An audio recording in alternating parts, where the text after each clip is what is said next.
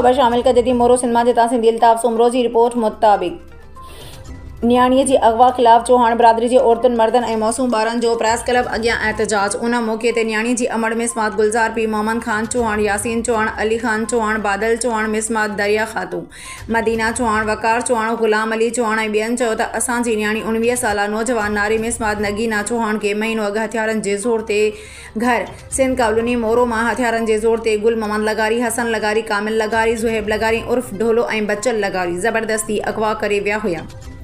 असां मोरो थाणे ते मज़कूरा माण्हुनि ख़िलाफ़ FIR दाख़िल कराई आहे, जंहिंमें हिकु जवाबदार ज़ुहेब लगारी उर्फ़ ढोलो खे पुलिस गिरफ़्तार कयो आहे, जॾहिं त ॿिया जवाबदार गिरफ़्तार नाहिनि थिया। असांखे ख़दशो आहे त ज़ालिमनि असांजी न्याणी खे क़तल करे छॾियो हुजे। असांजी न्याणीअ जो हिन महिल ताईं को बि अतो पतो न पइजी सघियो आहे।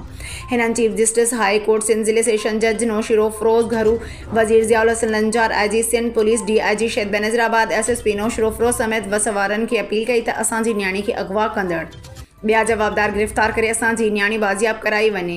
जेकॾहिं ज़ालिमनि उनखे मारे छॾियो त असांखे असांजी न्याणीअ जो लाश ॾिनो वञे।